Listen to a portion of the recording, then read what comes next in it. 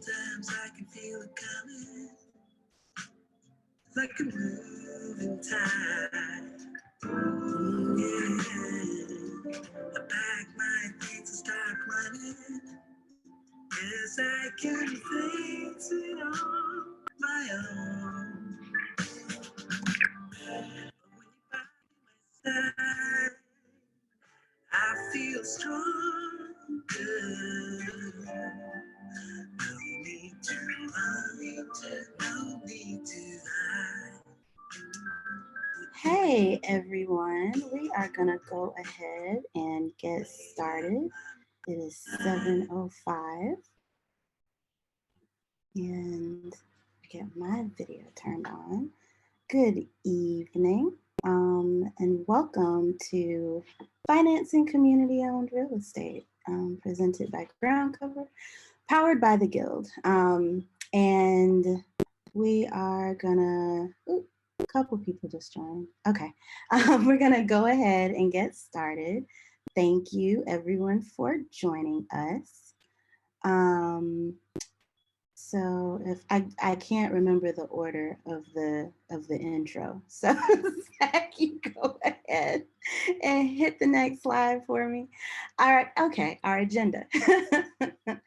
So yes, today we're going to go through, first we're going to go through our shared agreements and acknowledgements for our time today. We have from 6 to 7:30. Go into a brief background about the Guild and about tonight's presenters, Zach and Avery, and I am Danny, by the way. And then go into our presentation of Financing Community-Owned Real Estate, where we'll be exploring some glossary terms, some terms to get you familiar with, and then going into a spectrum of different models and understanding the various financing models, levers, and tools that enable community-owned real estate development. And then we're going to talk a little bit more about the Guild's Community Stewardship Trust model and find ways for you all to plug into the work that we're doing. So we can go ahead and get started.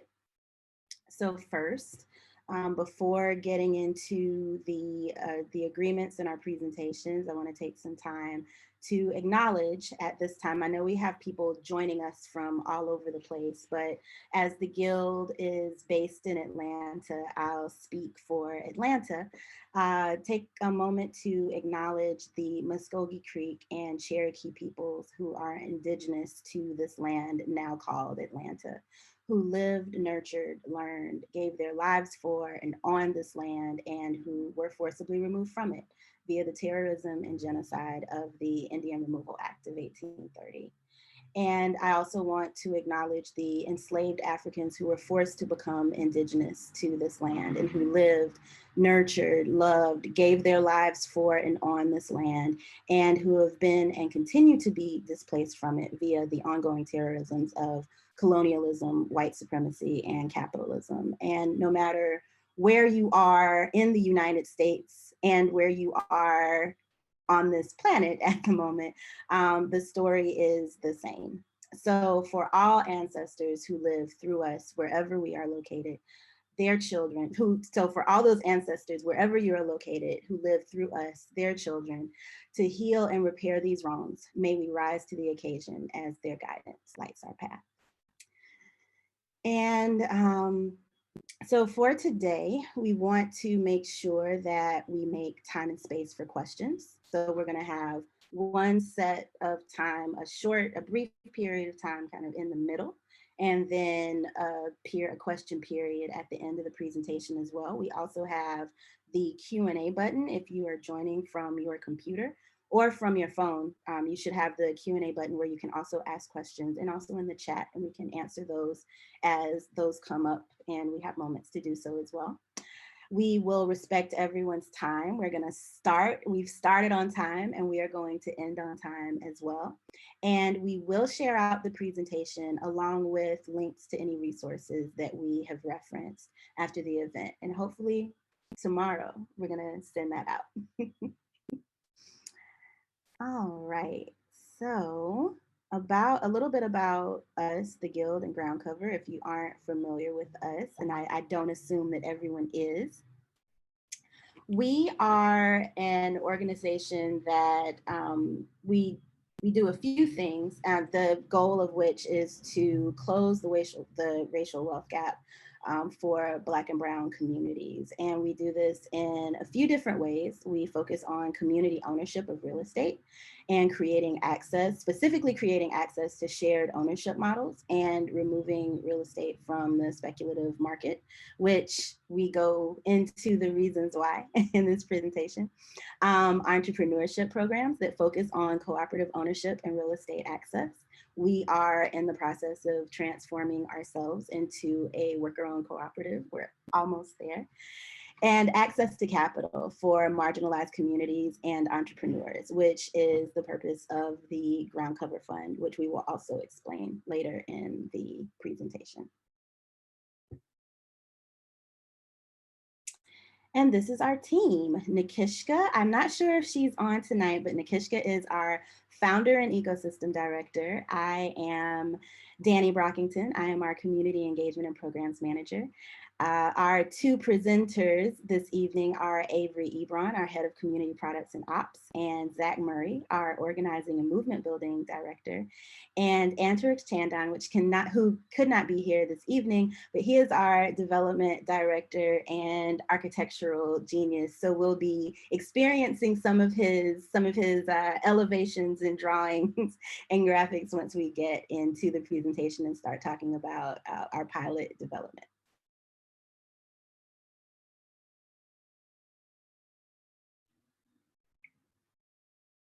And so Avery and Zach, I will let you take it away.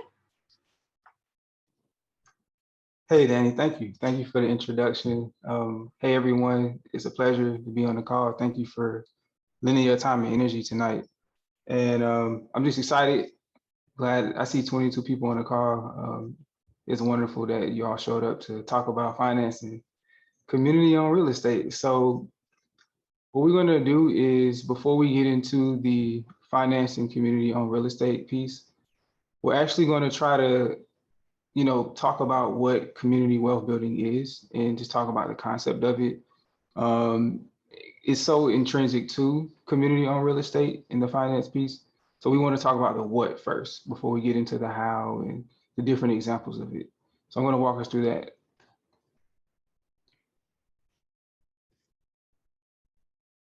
And so this next slide. So I use a definition for community wealth building from the Democracy Collaborative. They do a lot of great work on it. And so I'll read it out for you all. It goes, community wealth building is a system changing approach to community economic development that works to produce broadly shared economic prosperity, racial equity, and ecological sustainability through the reconfiguration of institutions and local economies on the basis of greater democratic ownership, participation, and control.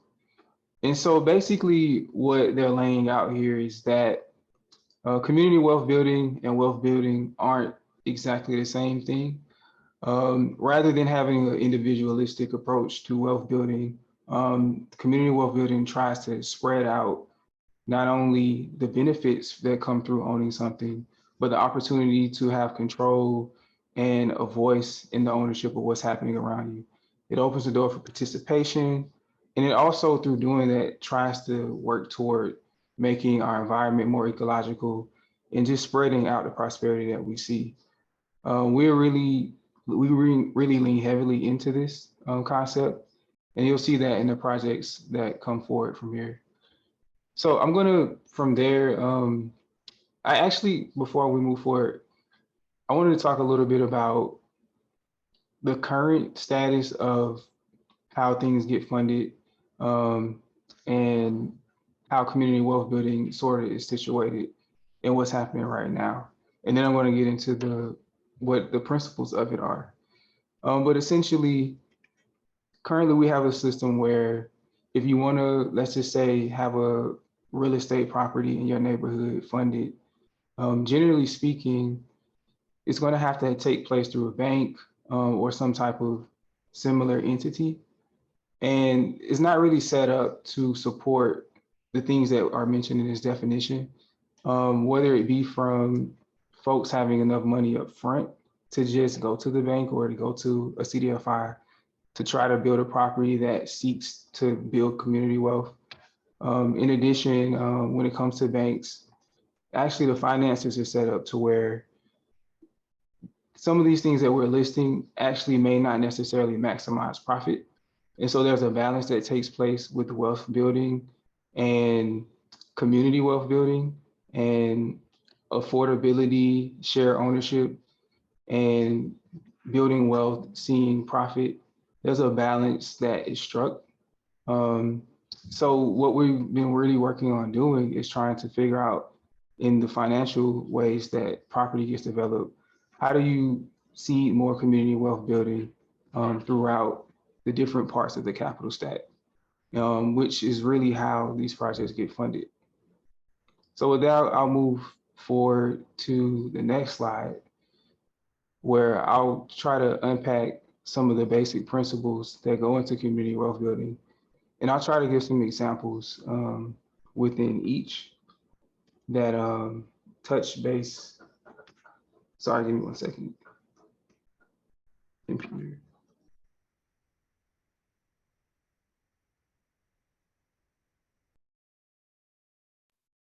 Um, so the first principle of community wealth building is that labor matters more than capital. And so what this is really leaning into is that oftentimes when we talk about projects, when we think about is something successful, we think of, oh, sorry, give me 1 second. I'll fix that. Thank you, Lucas.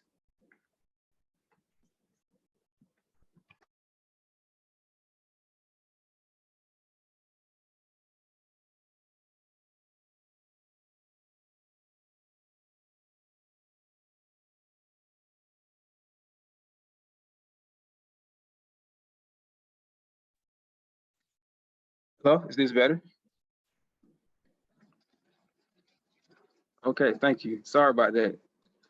I always appreciate good looks. So let me back up. So I'm not sure what audio issues or what was the last thing that folks heard me say, but I'm going to lead into the 8 basic principles of community wealth building, and I'll try to give some examples of what this might look like in a project in your neighborhood, or what a project in your neighborhood might look like with these things. And so I'll walk us through these 8 really quickly, just so everyone has a strong understanding of what is meant by community wealth building in comparison to typical wealth building.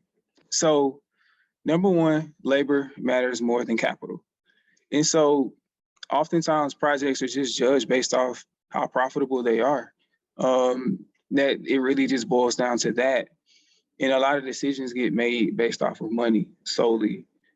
Labor and the jobs and all of the good things that come with those things, those sometimes are secondary when we're evaluating how successful a project is.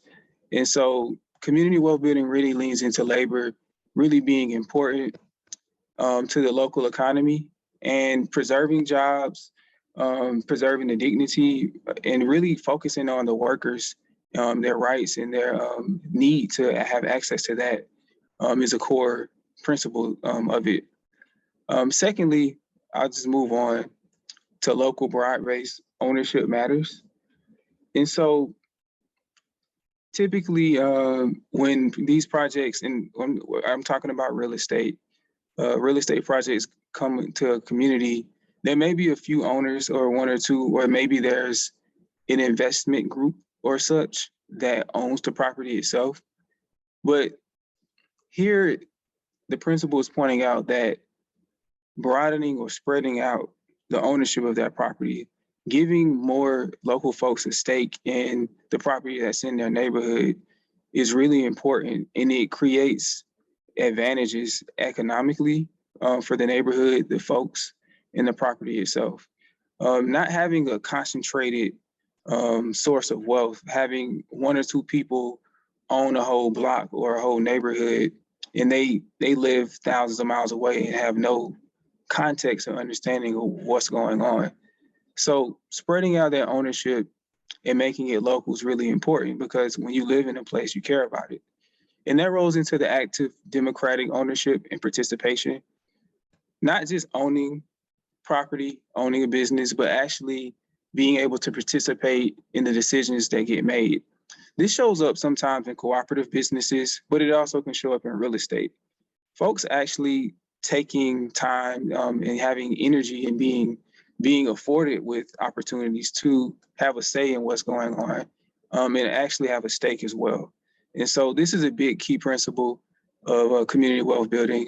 It's really a democratic approach to wealth, rather than one person essentially having say so in perpetuity over land and business and resources that everyone's sharing.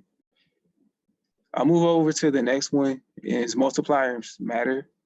And so for here, it's and I don't want to pick on Walmart, but when you spend at a local business, and I think most folks know this, when you invest and spend money, time, resources at a local business, that really supports the local economy much more so than when you maybe get it from Amazon or Walmart. Not saying that there aren't some jobs and benefits that come with it, but it means a lot to be able to speak to a business owner, for a business owner to care and have a pulse of what's happening in their community.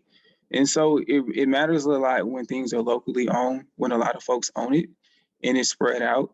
It creates a tighter knit community, and it really builds wealth collectively. I'm going to speed up from here because I think I'm taking a little bit too much time on this slide. But fifth is localizing investment matters. And I spoke on this previously, but if let's just say you live in a community and all of the buildings are owned by folks in Alaska or Montana or California, and they've never been there, and they're making decisions about your grocery store that are going to affect you in your drive, or they're taking away the parking or adding more, just all types of decisions that take place when you own property or you own a business locally.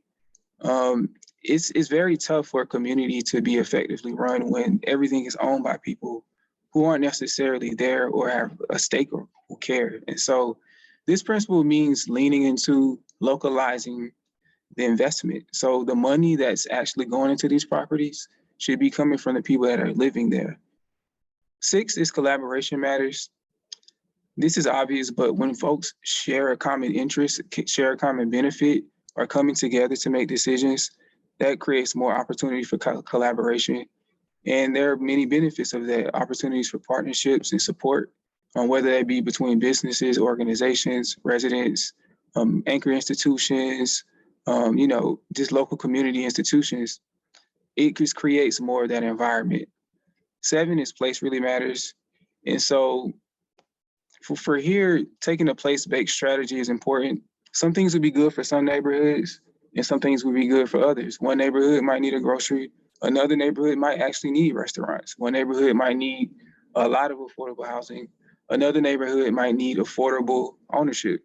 It's really important to think about the place itself and the character of the place. And so it takes folks who are there again and focusing on that place-based strategy. And lastly, 8, community wealth is where the next system begins. And so these projects aren't just about a nice, pretty project to be happy about, but this is about thinking through how we move forward in developing real estate. Do communities really want to lean into what's happening there? Do they want to be able to collectively own and govern and share and build wealth together? How can we do that financially? How can we do that personally? So these projects aren't just about the projects themselves, but they're about setting the stage for community wealth building to be something that more people can get into moving forward. And so I'll move to the next slide. And here I'll talk about the Gulch in Atlanta. And so I'm bringing this project up because just to show some of what a lot of status quo real estate development in cities might look like, especially when a city or the government funding is involved, and just thinking through that. And so the Gulch is, for the folks that don't know, is in downtown Atlanta. It's a huge project moving forward. And it's one of those examples where government is already heavily publicly financing private land. And a lot of times that land, can be exclusionary. It's owned by few, certainly not the folks or a lot of the folks that are there. And so the government, is spending a great deal of capital in these sort of developments. And so it shows that there's an opportunity and ability for the government to do so. And so the GOATs received nearly, or is going to receive nearly $2 billion in public financing and incentives. So that's a lot of money. And I will say on the other side, they have promised around 33 million in community benefits. A lot of that's going to affordable housing, over 28 million. And so that's great that there's sort of a trade-off there.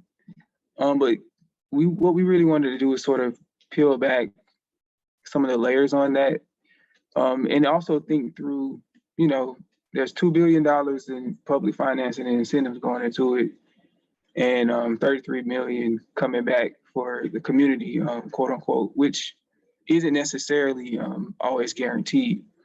But when you look at the housing that's going to be built, there's going to be about 1,000 units of housing there. 20% are supposed to be affordable. So that's about 200 units. They'll be at 80% AMI, and that's around 69,000. So I mean, in Atlanta, I know that there's a huge need for housing at a much lower level. In our project alone, we're seeing that.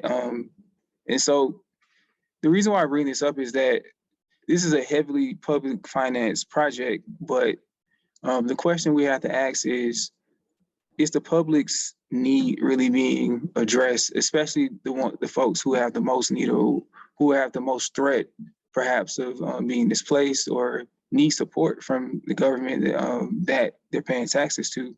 And so, yes, there's some trade-off and there's usually some give in these projects where public provides a lot of subsidy, a lot of incentive, and there's a set aside, so to speak, of housing or things that should be good. But the true question is, does the private return outweigh the public good? And that's something we have to ask ourselves. And also, if the community benefits aren't guaranteed, should they just simply be embedded in the structure of the project? For example, should it be 50% at affordable housing, especially at that 80% AMI level, if so much of our government resources are going to go into it? And the reason why I ask these questions is you really don't have a window into those questions yourselves when it's a private development.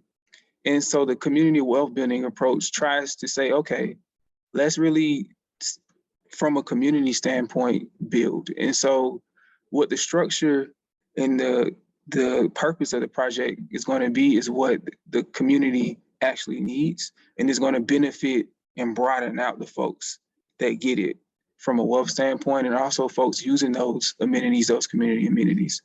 And so while this is a big project, and we're not putting it here to attack it, but we're going to contrast what this project looks like as a heavily financed public project with what a community wealth building focused project looks like. Okay, and so I'm going to shift gears a little bit and just say that although government does do a lot to try to finance these projects, oftentimes they need additional support because in our current economic system, they just don't pencil properly. The economics aren't set up. The interest rates you might get from investors, lenders, et cetera, just don't allow for affordability. And so sometimes that means that philanthropy and foundations and things of that nature have to step up. And so right now, I'm going to read a quote from Amaka Agbo. We really lean into her restorative economics framework here at the Guild. And they try to take an approach to use philanthropy to, thanks, Rachel. Use philanthropy to sort of jumpstart and allow for some of these community wealth building projects to take place. So the quote goes, what if funders fully prioritize the impact on Black and Brown communities over financial returns in our investment decisions? What if all of us in philanthropy were actually ready to invest in Black and Brown communities by centering their needs and addressing their concerns? What would that look like?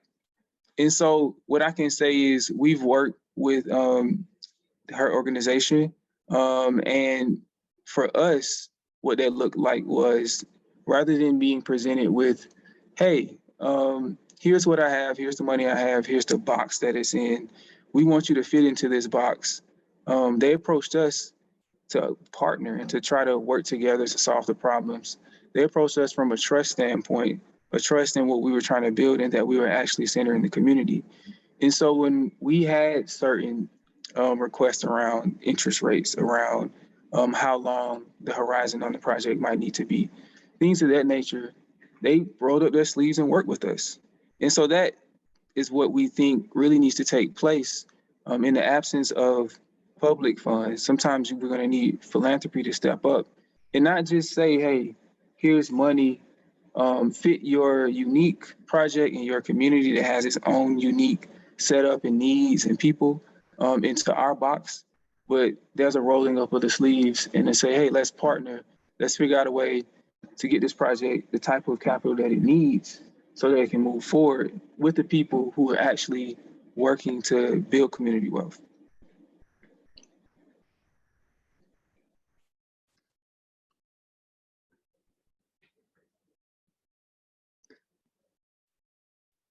Okay, so before we move forward, I think we're going to stop right here for questions.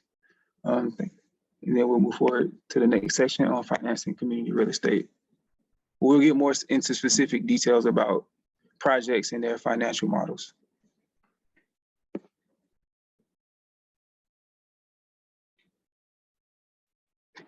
So does anyone have any questions?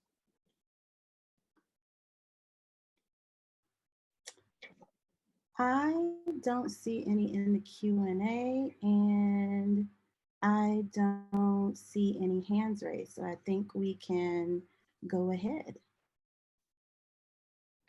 All right, good evening, and I'm Zach Murray, the organizing director with the Guild, and as Avery expressed, I'm really thankful that you all are able to join us this evening on the last day of Black History Month, and hope that you find this information informative. Okay, so to start, basically this presentation is just going to be an overview of some important terms and concepts in the affordable housing space. And then I'm going to jump into presenting some models from across the country and just break down how the finance worked. I think the most important thing whenever you're talking about financing is that the devil is in the details. And so we're giving basically an overview of how this works, but there's more and more details and layers of onion to unpeel when it comes to these things. So I don't want to simplify it too much. So just to start, one of the most important terms when you think about affordable housing and affordable for whom is area median income. We probably hear this a lot as AMI, and it's basically a measure of residents' median income in a broad area, and it's calculated annually by HUD, basically based on regions. And so Atlanta is included with Sandy Spring and Alpharetta, as well as College Park and Jonesboro as one region, and the incomes across those regions are measured out to get a middle median income. Next is capital stack. And this you hear a lot of times specifically in the development world, and it refers to the layers of capital that go into purchasing and operating commercial real estate investments. Next, we'll jump into the definition of equity, and I had this as a dual definition. In short, it's loans that are owed, debt. I'm sorry, equity. I skipped ahead. Equity is number one, the ownership of any asset after liabilities and associated with that are with the asset are cleared. And so that's the purely financial definition, basically what money or value you have to contribute. And then two, of course, I think the most important definition of equity is giving people what they need in order to make things fair. And so we straddle the line between both of those definitions in the type of real estate development work that we do at the Guild. Now to debt, the least fun of those two terms. Also a finance term, refers to the loans that are owed. There are two types of debts that I'm kind of summarizing here. The first is hard debt, and those are loans where the borrower must pay back the lender regardless of what happens in the future. So this is like your typical mortgage payment, right? And then soft debt on the other side are loans with low interest rates or annual payment requirements, with the principal amount usually forgiven on the fulfillment of certain conditions, i.e. the project remains affordable for 55 years. So in personal finance, the equivalent of this would be down payment assistance, right? The government gives you this cut of money so that you can buy a house and it becomes more affordable. And so you may not have to pay anything on that. If you remain in the property for years, you can keep it. Okay, next, sorry for the typo there, low income housing tax credits, the LIHTC program, is the largest funding program for affordable housing in the US. And the federal government issues tax credits to state governments like the state of Georgia, and the State Housing Finance Agency here in Georgia and other states award the credits to private developers of affordable rental housing projects through a competitive basis. This is known as the QAP, Qualified Annual Process, I believe, where it's a rubric that the state determines. And developers then generally sell those credits to private investors to obtain funding. And once the housing project is placed in service or made available to the tenants, investors can claim those tax credits for a 10-year period.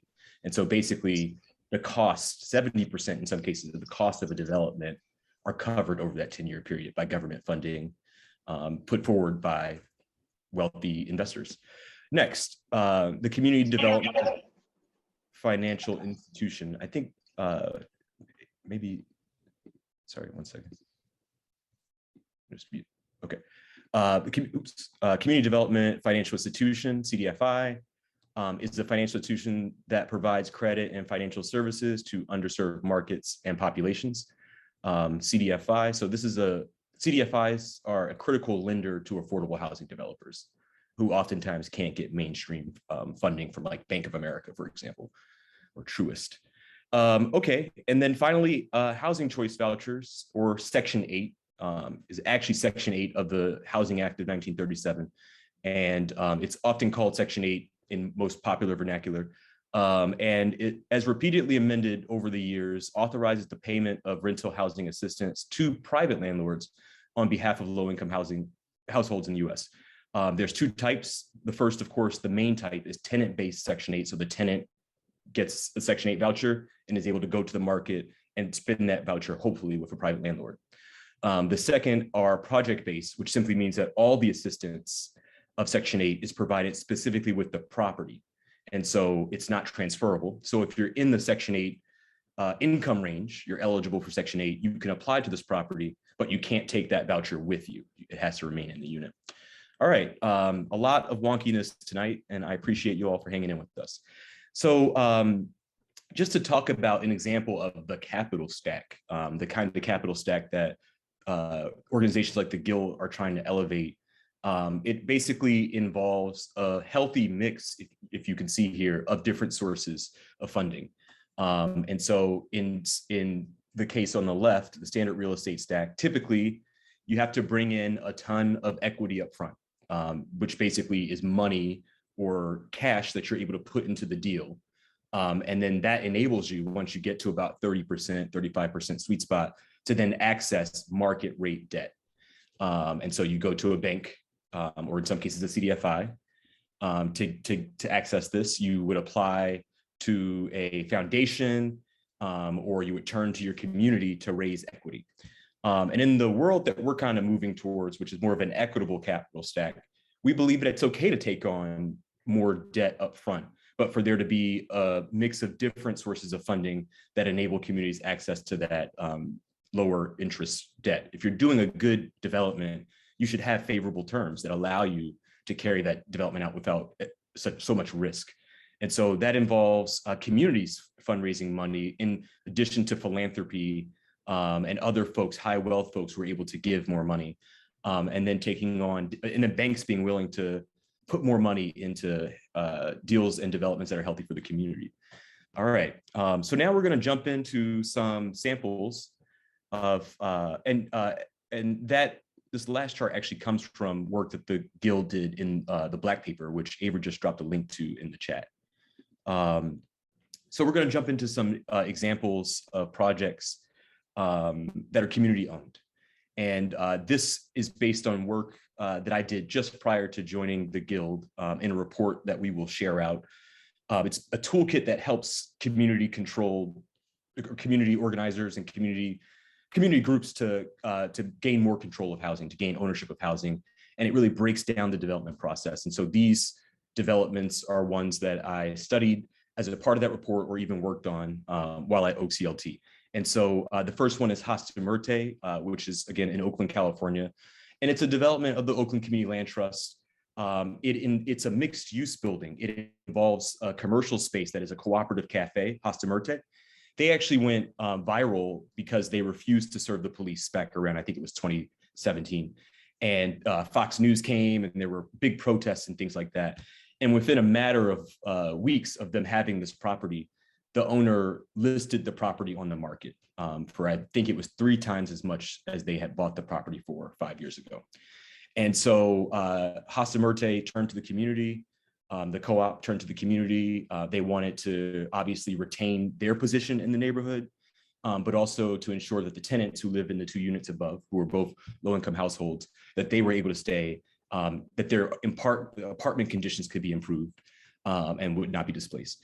And so those units, again, serve low-income folks and are managed by OCLT.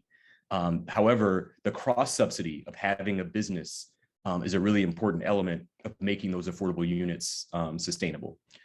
And so the co-op was able to generate very important community support that allowed the money to be raised to retain the whole building. And so here's the capital stack for that development. Hasta Muerte was an acquisition rehab. And so there was no upfront construction costs, although there are some rehab needs on the property. That wasn't considered because the urge was to quickly acquire the property. And in order to do that, Hasta Muerte was able to turn to the Latinx community in Oakland and the Bay Area. And I believe it was 11 donors who, high equity, high wealth folks who put together a fund of about $571,000 on a sliding scale rate of interest ranging between 0 to 2%. And a 5-year term of repayment. And so this money was put up front, and it allowed Hasta Muerte to quickly move into a purchase position, right? That's all equity that they're able, it's soft debt rather, that they're able to quickly move to strike and get the property. OCLT, the Community Land Trust in Oakland, also contributed about $273,000. And an additional $126,000 was raised in just pure equity. And so you have there about $400,000 in equity between what was raised from the community and OCLT, and then the soft debt loan from the community. Now that loan, OCLT anticipates being able to repay that through accessing public subsidy from the city of Oakland. And the next example really touches on the public subsidy piece. But I just want to show you funds by source. 59% of the funding here is considered private, meaning the loan fund that they were able to generate a private offering for. And then 13% private donations, and then 28% local money coming from the Community Land Trust. With the hope, of course, that that money will be replaced, the debt will be replaced by the city of Oakland at some point to preserve those 2 affordable units. All right, and then the funds by type. So we talked about soft debt, which is favorable interest rate between 0 to 2%. And then OCLT made a significant equity contribution of about 28%, and then 13% in donations. Okay, so we'll move on. Oh, the question slides out of place there. To Liberated 23rd Avenue, which is another OCLT development involving 8 apartments that serve residents between 30 to 50% AMI on average. And it's a housing co-op, the 8 apartment units, with the focus on queer and trans people of color, organizing and activism. And this building is a mixed use development as well. that involves 4 units of commercial space on the ground floor, and a community garden. You can kind of see it a little bit, but it's in the rear of the building.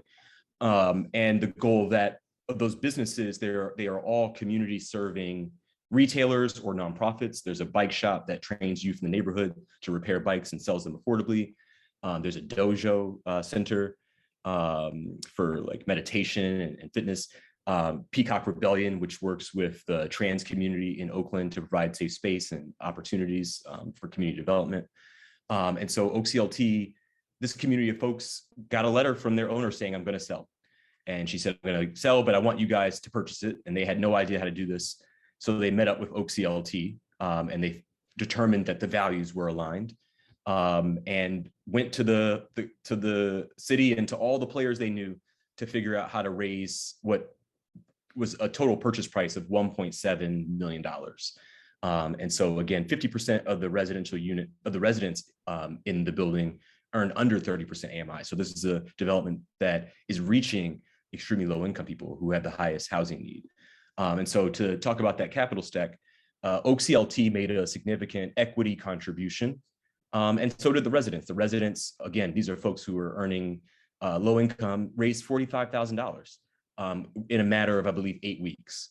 And the city of Oakland, we appealed to the city because there were no existing funds at the time for this type of a development. And so the residents got organized and motivated and worked with the city to create a fund, which they called the Site Acquisition Naturally Occurring Affordable Housing Fund. And so this is soft debt, a forgivable loan, where we make just interest payments if there is a significant profit in the year on the property. And that really moved this position, the OCLT in the position to be able to purchase the property. And with that, we were able to go to a CDFI community vision in the Bay Area and make the purchase of this building. And they underwrote it for $901,000. And so it created a really healthy pie in which 52% of, I'm going to the funds by type here, of this was hard debt. And then 18% soft debt, forgivable loan from the city of Oakland. If we maintain 55 years of affordability in this development, it's forgiven. And then 3% contribution from the residents, equity contribution of 27% from OCLT. All right, I'm just breezing through to the next development. This is an exciting development in Philadelphia, Nicole Hines Townhomes. And it's really a thing that a lot of us in the field are learning from. Because when I mentioned the definition of tax credits earlier, I mentioned rental, that tax credits pay for rental. And that is very much the case.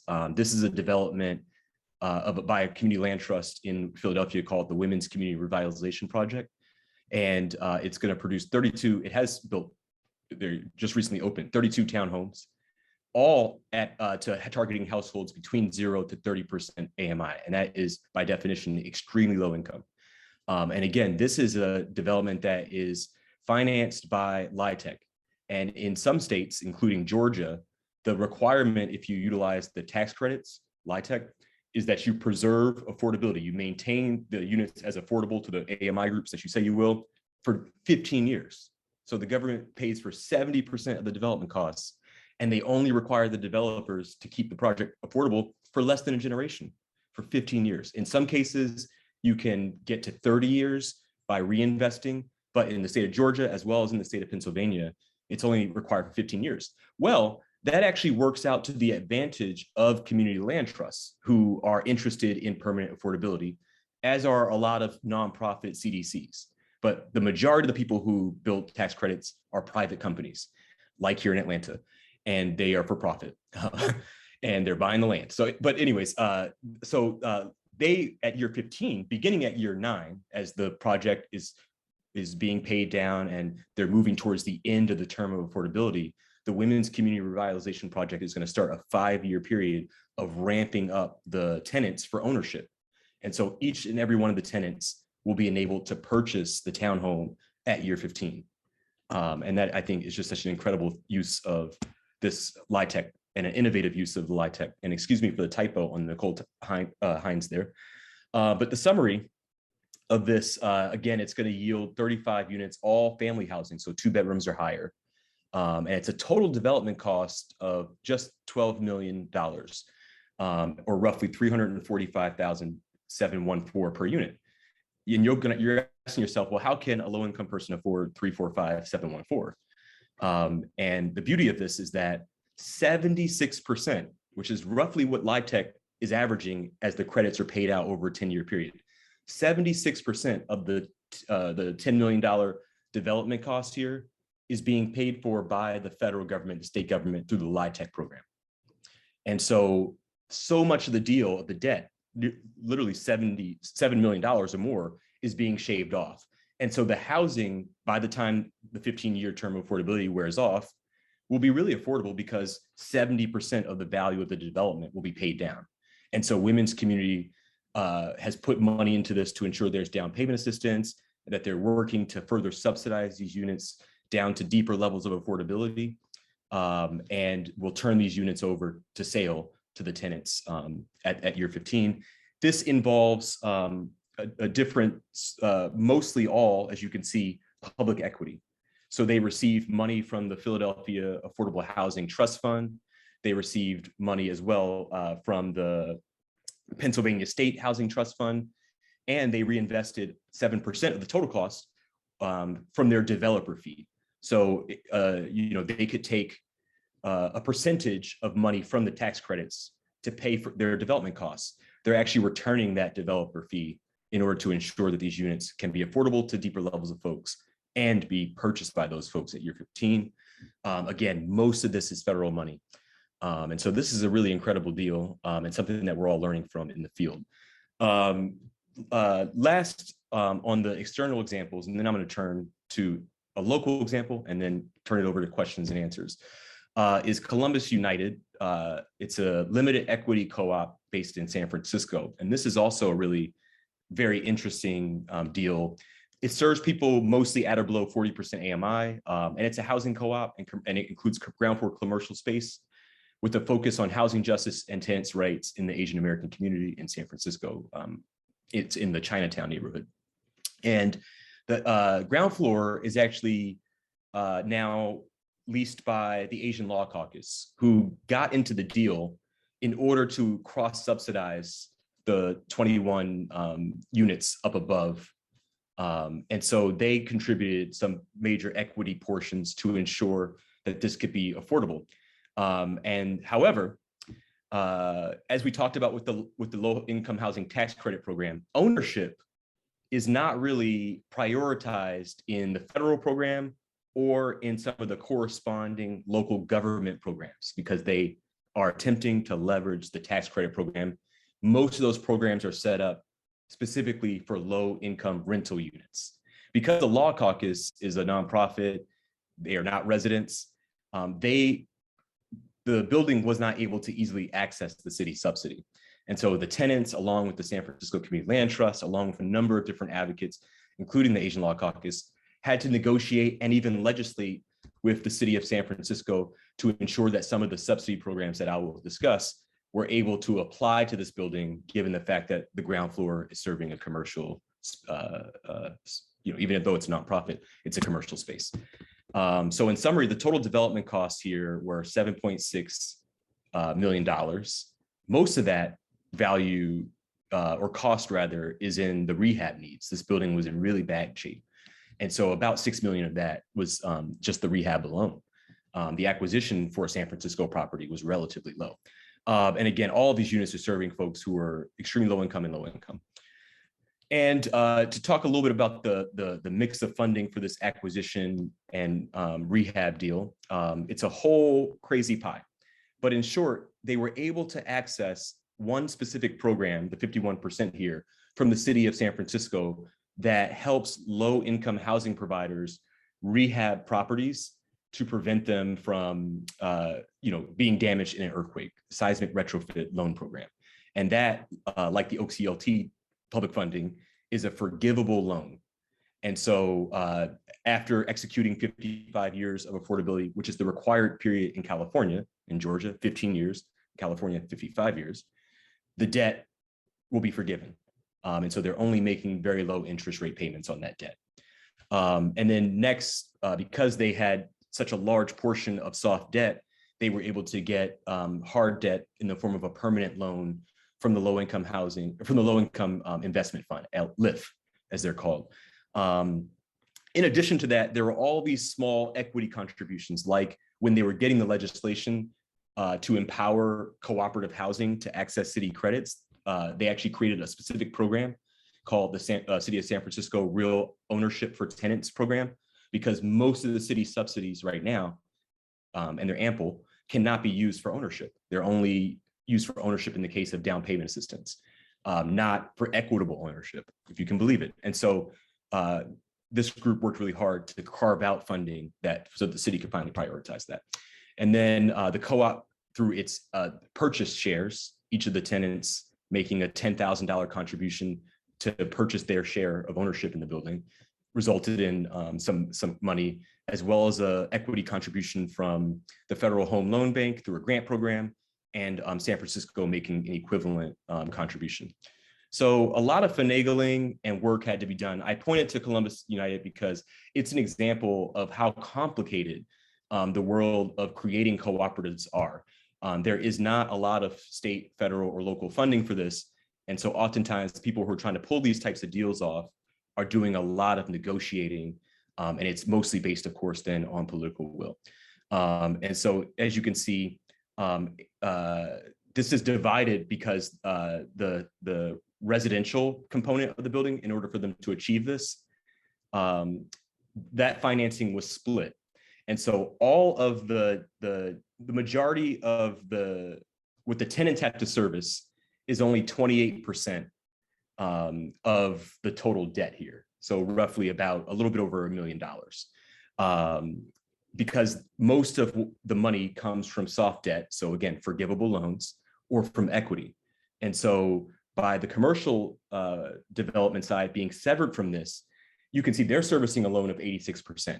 So all the rents that the ALC will provide will basically service the debt, and the tenants have to service very little debt across all those units. And so this is like CLTs and co-ops working magic in the city of San Francisco. All right, so let's talk about some magic here in Atlanta. So I want to turn down to 918 Dill, which is located in the Capitol View neighborhood. And this is the Guild's first development project. We have officially submitted our building permits and are working to get this off the ground. And it, as many of you may know, will involve 18 units of permanently affordable housing, community owned and governed through a community stewardship trust that we'll talk about a little bit later. And then we're aiming for this to be a housing co-op with a focus on housing justice, tenants' rights, rather than just affordable housing.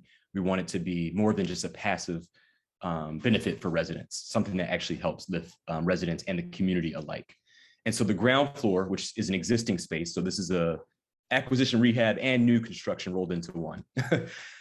It will involve a grocery co-op with commercial kitchens that will provide fresh food in a neighborhood that is affected by food apartheid. Rather than food desert, we refer to it as food apartheid.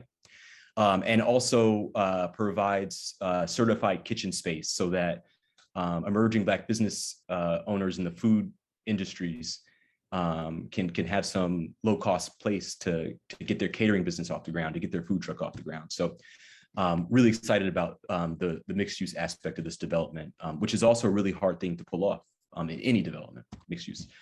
So just to talk a little bit about the summary from this pro forma, the acquisition costs and pre-development were rolled into one. So those pre-development costs are anything like fees or closing costs or things that you pay before any shovel goes in the ground to ensure you can get the building and the building can be built.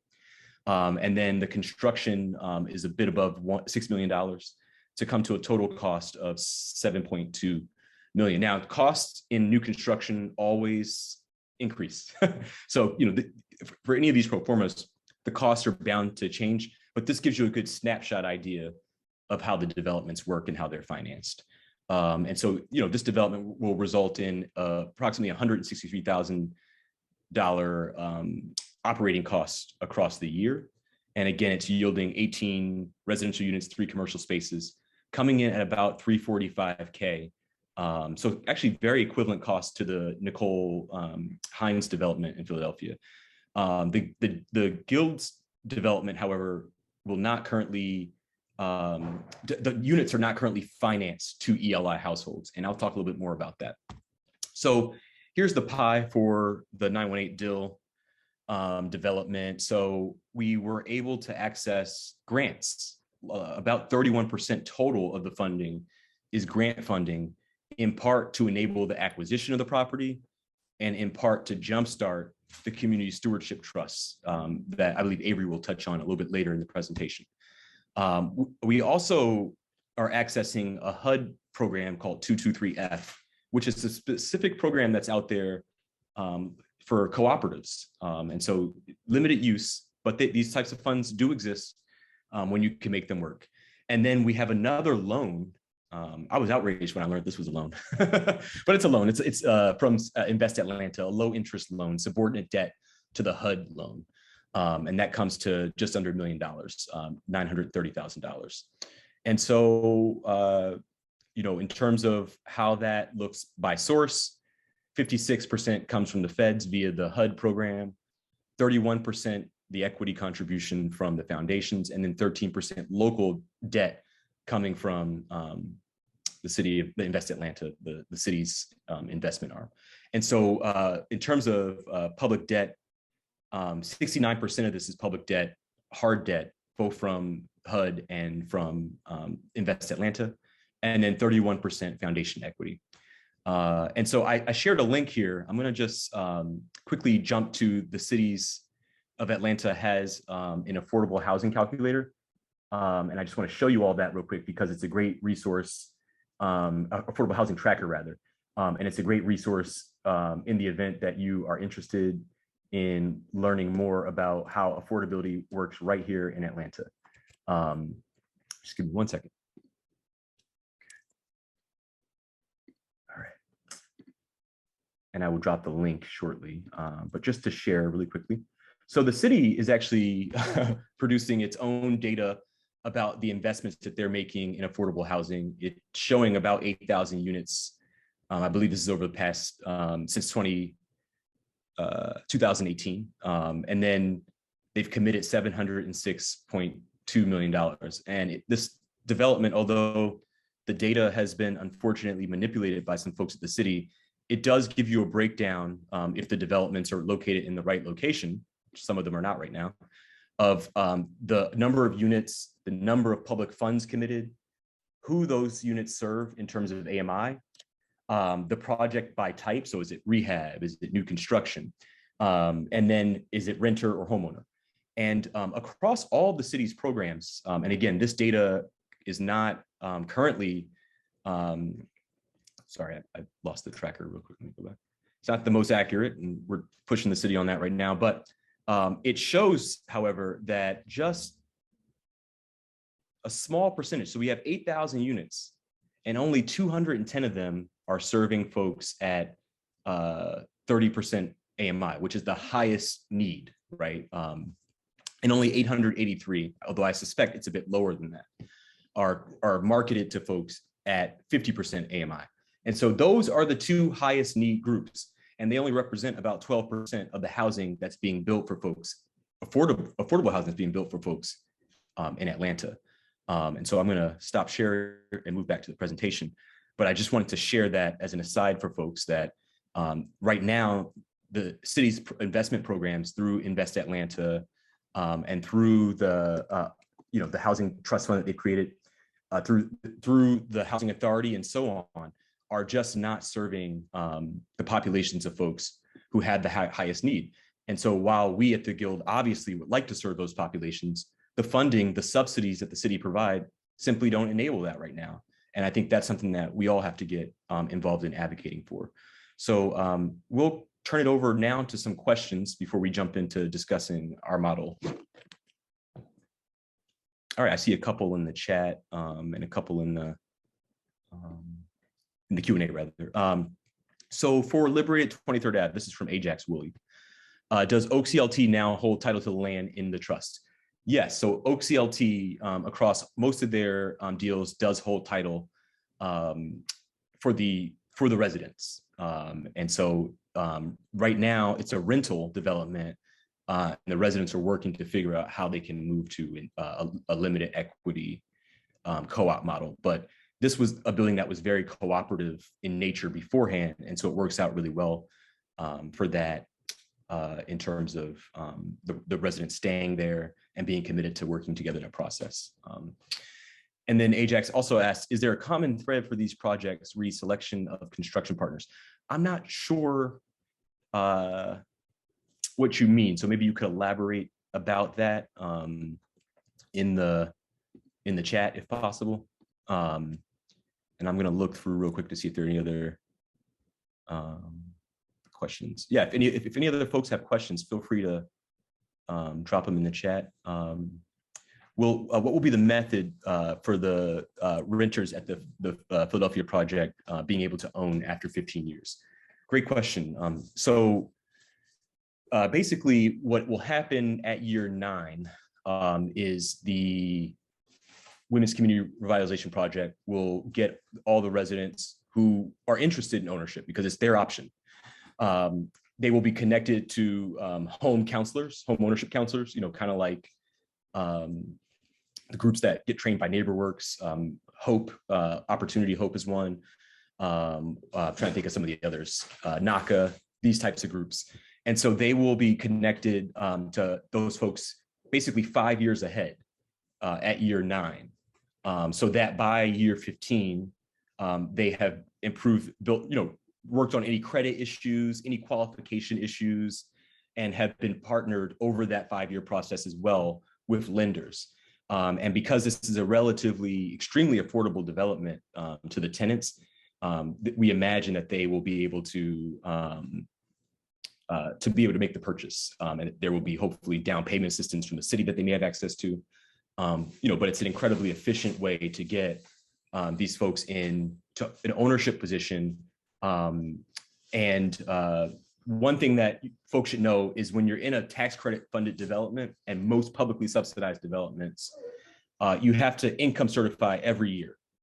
And so when you're in a CLT, there's only one income certification when you're in the ownership position, because the goal is that you're using this stake to then progress. That, however, is not the situation in tax credits. If you make more than the income that is allowed, you have to find another place to live. It's called the income cliff. Cool. All right.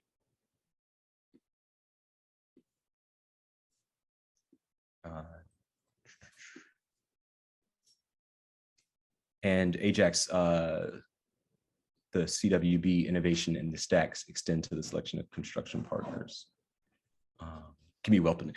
Oh, okay, great. Yeah, so that's a good question. So, we at the Guild on the 918 Dill project, for example, we're inexperienced developers. We don't have developer experience yet.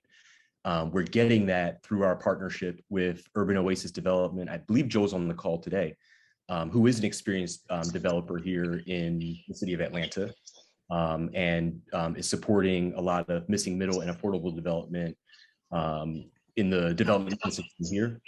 And so by virtue of partnering up with Urban Oasis, we're building our experience, with someone who's a valued partner in the development ecosystem.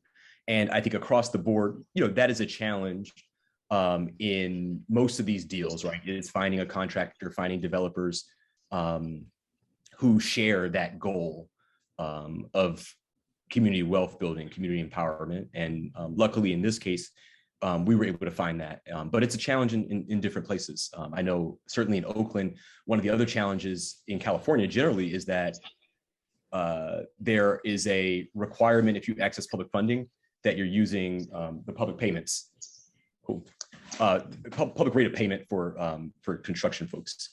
All right, I'm going to turn it over to Avery. I was just going to add on to that, Zach, into that question. So we were able to not only get a co-developer, Black-owned co-developer, but also a construction contractor. And so to answer your question, yes, it's very important in the supply chain of the development, that you try to also work with other folks of color.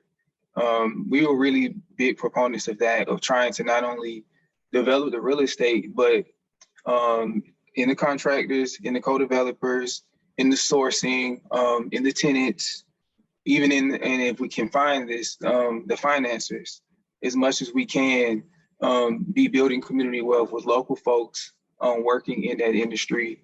And so it's one of those multiplier effect things. It's tough to do.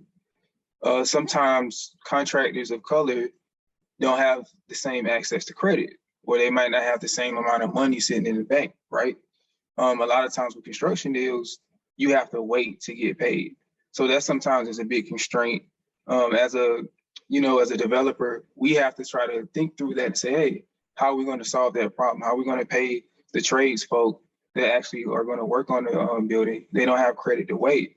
So these are all things that are really difficult. But we've spent a lot of times with local Black and brown and developers of color in Atlanta to really think through these things and try to figure out a way piece by piece to address it. It's just one of those things where you just got to get started, keep going. But the biggest thing is to build a project and get that capital that you need for it. So thanks, Zach, for just walking us through all of those financial models.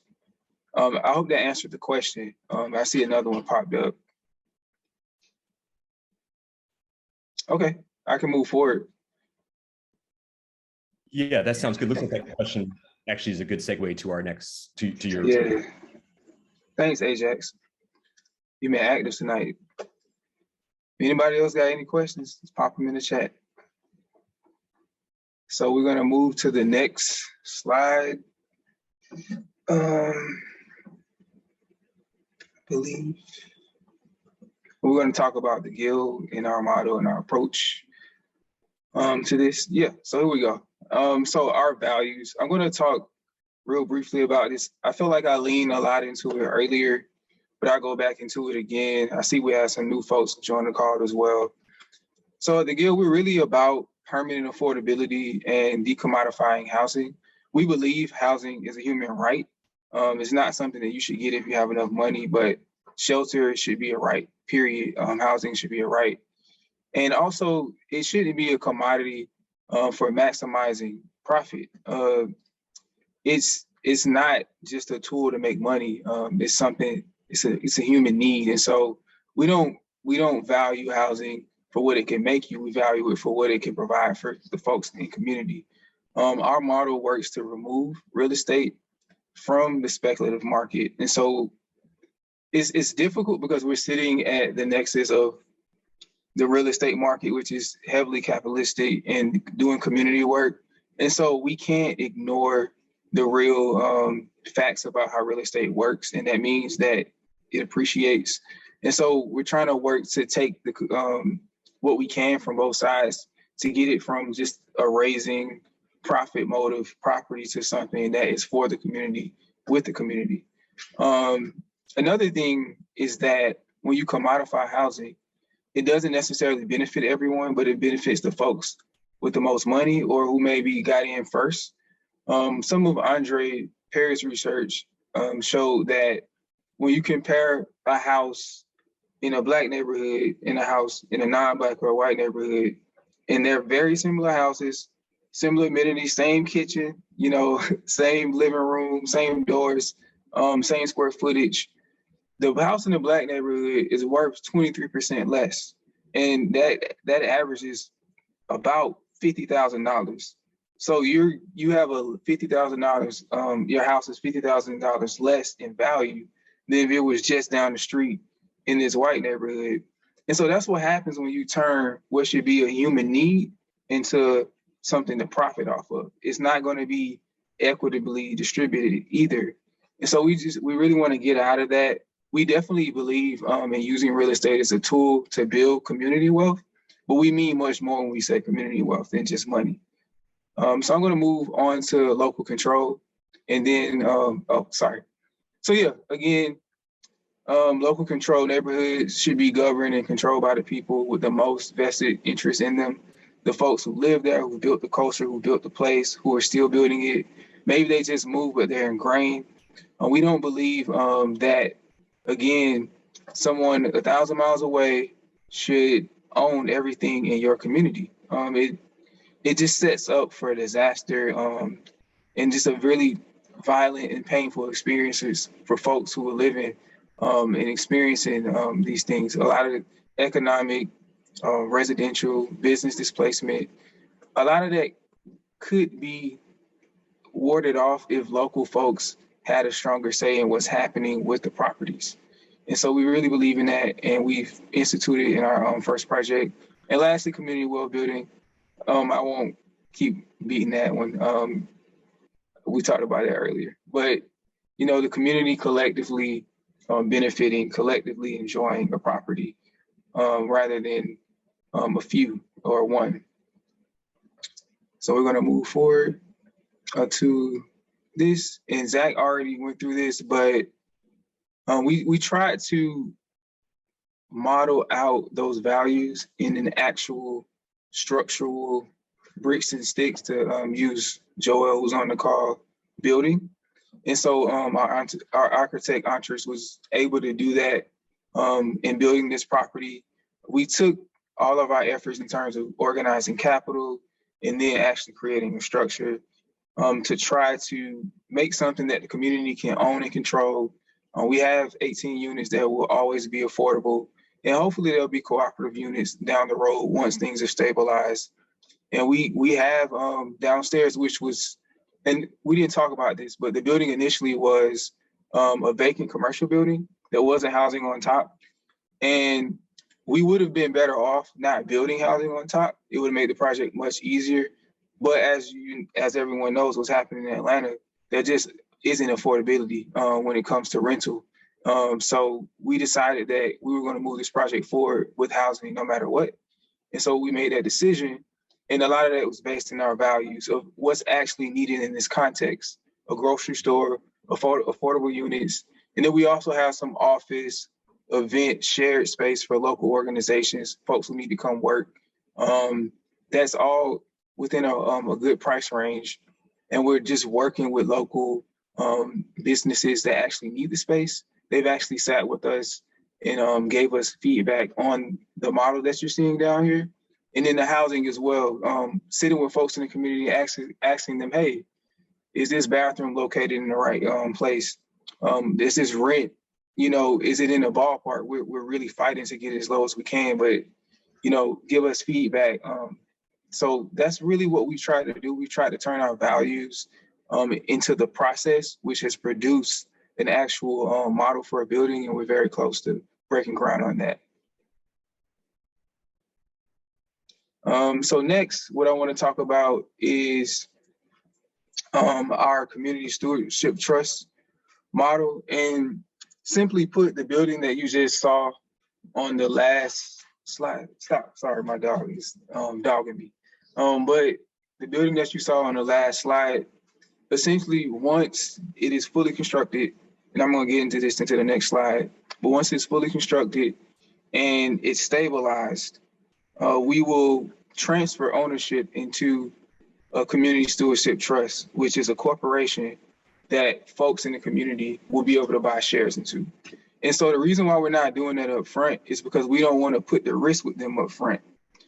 We would rather make sure the building is stable before we open it up for folks to come in and buy shares of it. And we would rather use wealth and philanthropy to finance and fund the building up front. And then on the back end, folks in the community can buy back that equity at a below market rate. So as the building appreciates, they will see a return on their investment, in addition to being able to, take participation in the property. So I'm going to walk you quickly really through some of the highlights and features of the model. And so essentially, the folks who take part in the Community Stewardship Trust, they can buy shares and become investors. Each investor has one vote, so it's one person, one vote. And when you buy a share in the property, you get an equity stake. We're allowing folks to buy as low as $10 a month. So the shares are priced at $10. So $10 a month gets you one share a month. And we do this because this is meant to be accessible to the whole of the community, not just folks who are typically investing, but anybody who wants to get involved. You can get involved with this investment. We also wanted to create 2 ways for folks to earn. So you can earn money in this through dividends. So we'll have annual dividends paid to investors. So after the property has paid off of expenses and you have net income and you divide that net income up, a percentage of that goes back to everyone who has a share. The other way that you build wealth through this is that the property's value appreciates. And so if you've invested a certain amount and over a year or 2 time, the property is appreciated by 5%, you'll see that your shares have appreciated. And so that's a long-term how folks who are buying into this model will be able to build wealth. Those are the 2 ways, dividends and the appreciation of your shares. We also understand that not everybody has money that they can risk. And so we try to work really hard to get a reserve going so that there's protection from risk for folks who can't afford to lose their investment. And so you can get into this without worrying, what if the building goes belly up? What happened to all my money?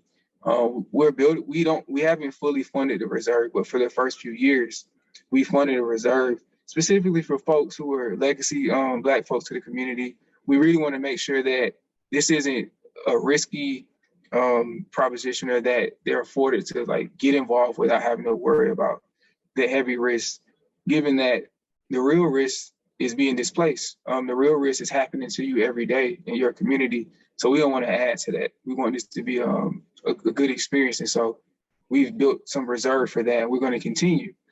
We're also thinking about, it's nice to buy an investment and to get involved and vote, but like, can you really participate if you don't really understand or aren't equipped with the ability to do so? I mean, it's a big problem with democracy in general. And so what we've done is we have funding for a real estate community ownership political education program. So everyone who gets involved in this will go through a curriculum, and we'll have classes on, your basic investor financial literacy, but also political education, stewardship education, similar to what you're experiencing right now. And we're also working with the Incremental Development Alliance, and they teach folks how to do this themselves. So anyone wanting to understand and learn real estate, how are we doing it? We're trying to share those things, unpack and demystify what is a really, an industry where it's not really, the knowledge isn't accessible. And so we're working really hard to make sure folks aren't just investing, but they're also able to do it themselves and they understand it, because they're going to be governing and making decisions on this property and what happens in the long term. Lastly, we have a portal for folks to invest in. And so you'll be able to, go online and invest easily.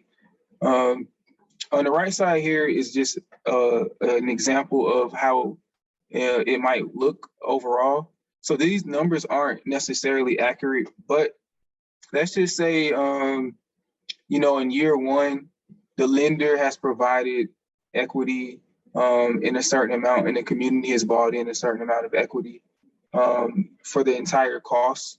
So that top one is the community equity. That is community investors. That's how much they have bought shares into the property. And so over time, as you can see through the years, the community investors buy back the equity from the lender, again, at a below market rate. And at year 10, they own the property outright. So I'm going to speed up from here because I'm running out of time. Sorry about that.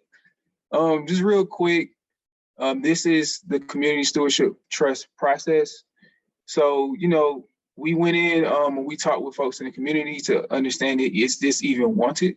And so that was a lot of pre-development, a lot of doing design, getting costs settled.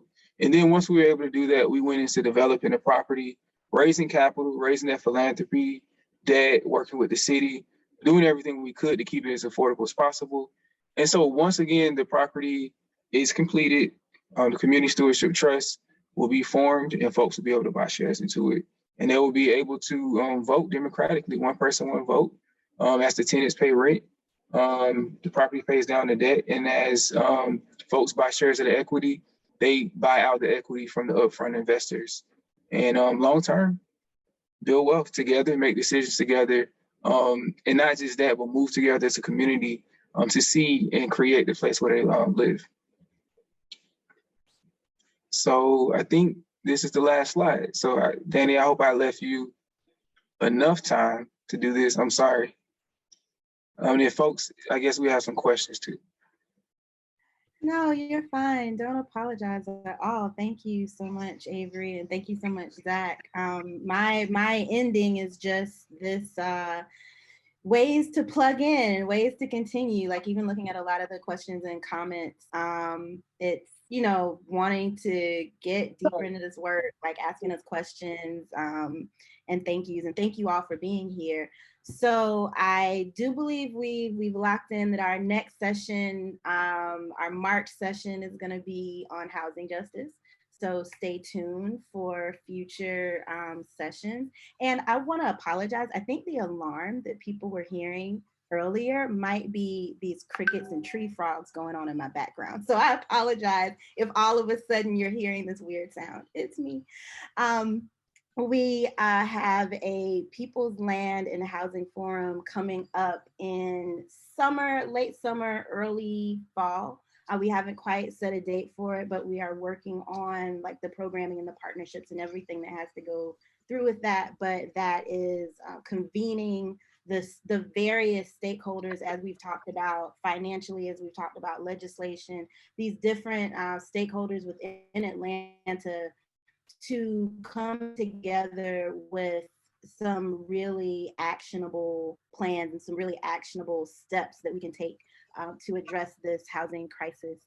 You can email us. I can leave Zach at theguild.community if you want more information, have more questions, and follow us on social media.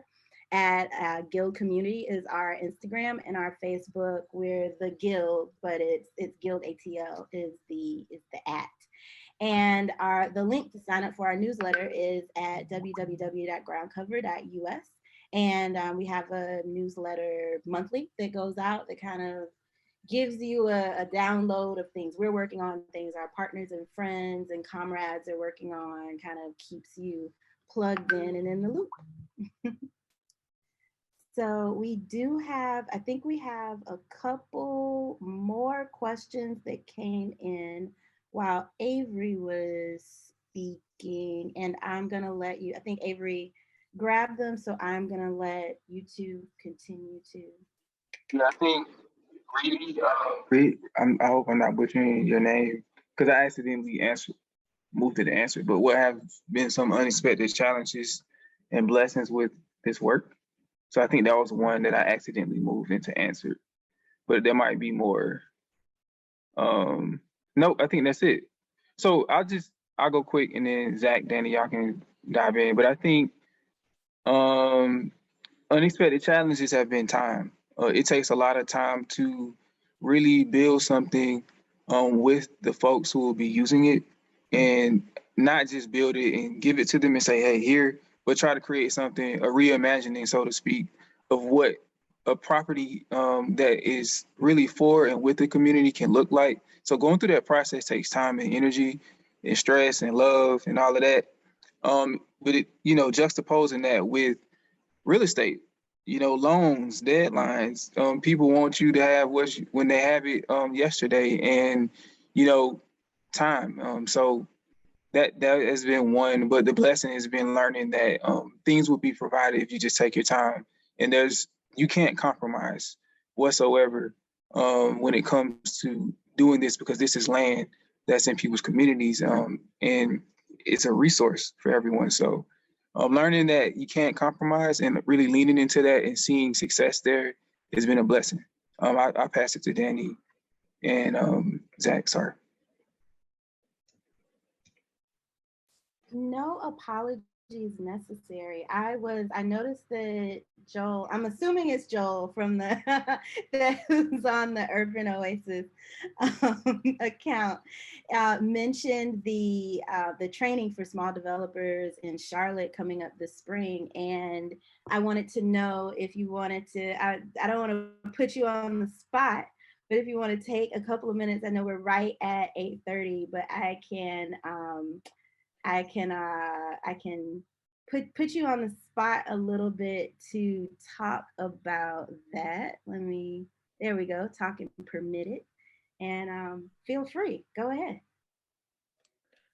Yeah, good evening, Danny, crew, Avery and Zach, phenomenal job once again. So I'm Joel Dixon. I'm one of the partners that was mentioned, Urban Oasis Development, that's been walking this journey alongside the Guild. Can't reinforce enough how much intentionality, innovation, and commitment the Guild and their team has put into this work. We were heavily focused on community land trust models via home ownership opportunities, but seeing that residential piece intersecting with the commercial is just a whole nother level of calculus that I commend them for, and we're honored to participate in. And so just as a quick introduction to some of the work that was mentioned as it relates to workshops, so I noticed Ajax, who is based in Durham, North Carolina, Avery mentioned that there's a group, Incremental Development Alliance, that the Guild will be partnering with to provide some of the real estate training and development this year. I'm actually a faculty member with that group, Incremental Development Alliance, whose whole focus as a 501c3 nonprofit is to train 1,000 small developers to do projects similar to this, to the ones that were mentioned today, but to do that by having the right tools. We are doing one of our next trainings or really boot camps as well in Charlotte, North Carolina. So we do trainings throughout the country.